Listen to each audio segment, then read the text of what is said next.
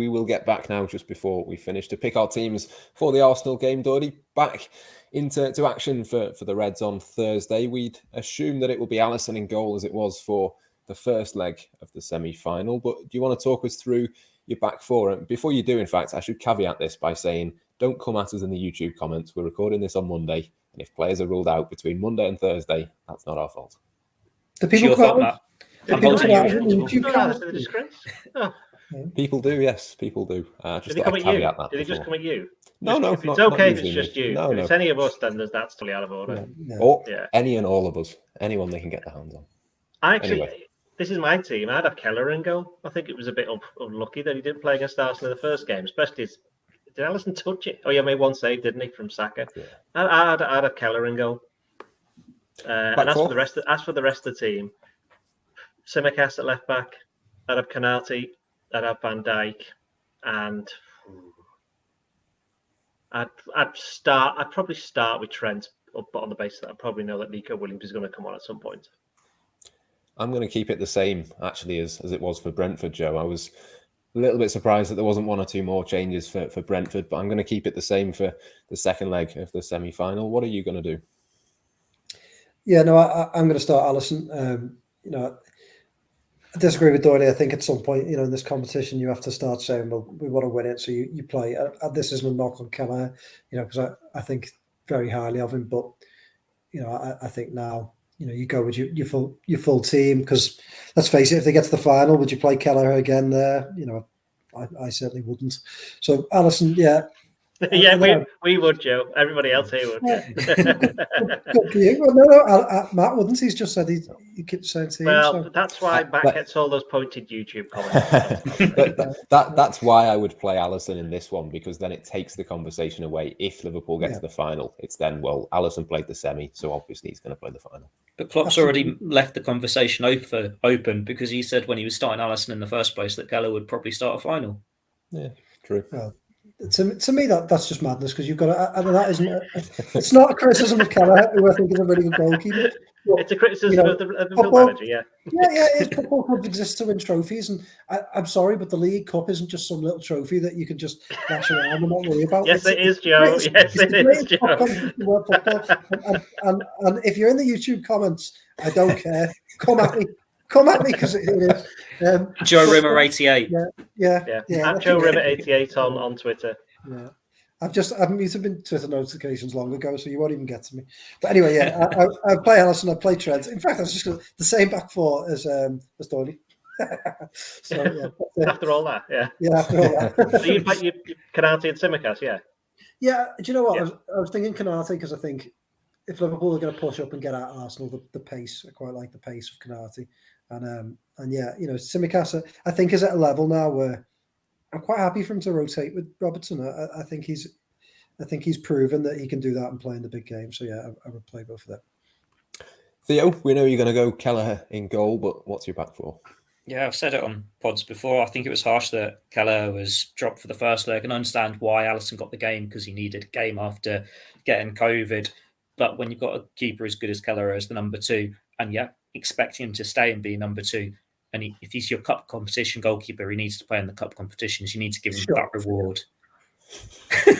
I wrote this, and you've written this before. You said they're going to have this dilemma at some point where he wants to go on.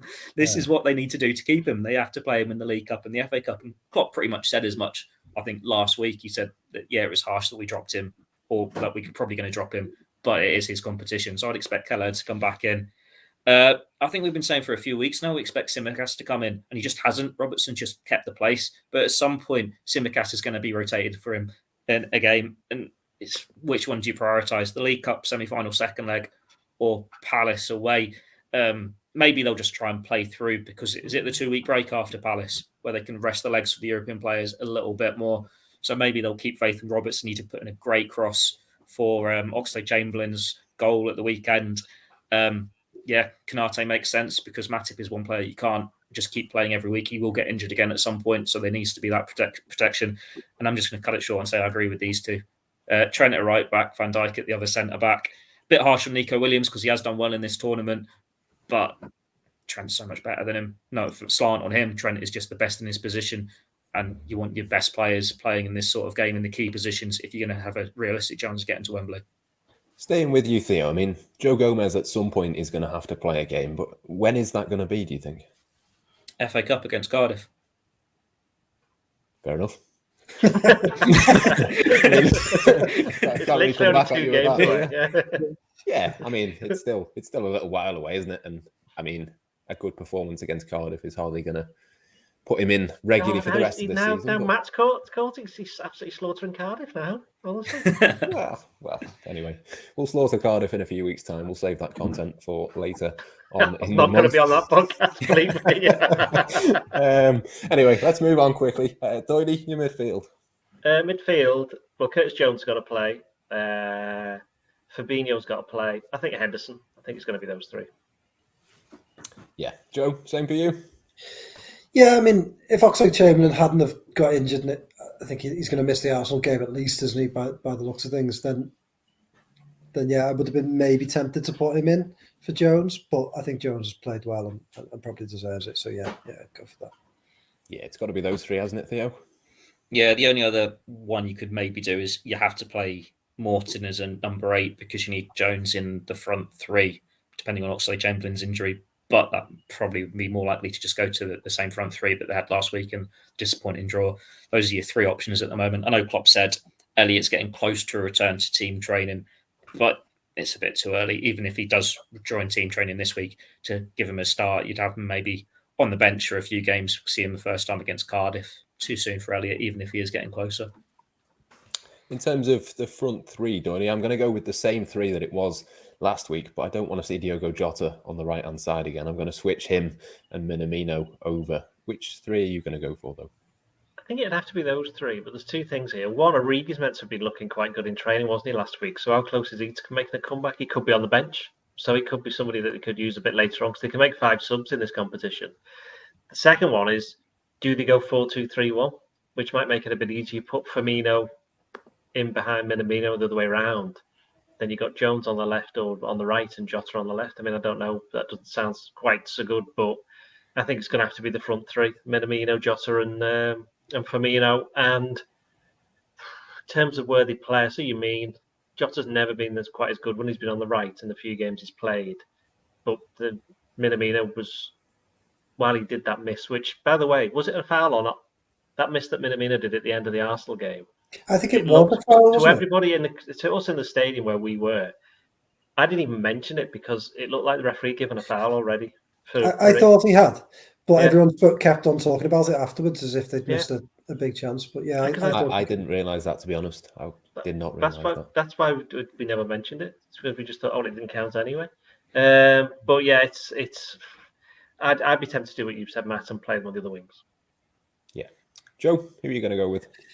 Yeah, similar feelings really. I said before the Arsenal game, the first game, that I was worried about the 3 of them because I feel like they're all quite similar in terms of the way that they line up and the way that they play. So, again, if Origi had been fit, I'd be tempted to put him in.